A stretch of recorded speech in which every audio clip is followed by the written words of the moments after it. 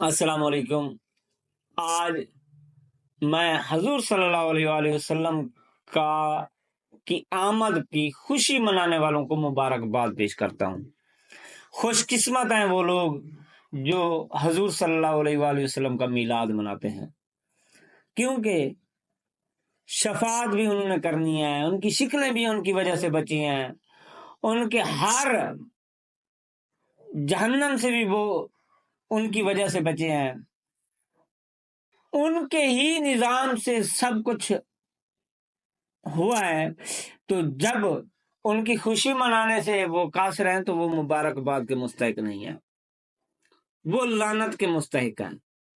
تو یہ لوگ تو مبارکباد کے مستحق ہیں جو آپ صلی اللہ علیہ وآلہ وسلم کی آمد کی خوشی مناتے ہیں، بڑھ چڑھ کر خوشیاں مناتے ہیں، گلیاں محلے سجاتے ہیں، گھروں کو سجاتے ہیں، لنگر پکاتے ہیں،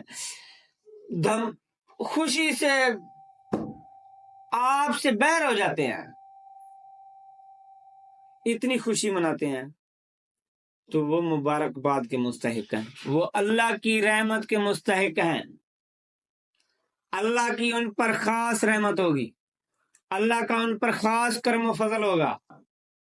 وہ لوگ بہت کمال لوگ ہیں، اللہ تعالیٰ ان پر اپنا خاص کرم فضل و رحم فرمائے۔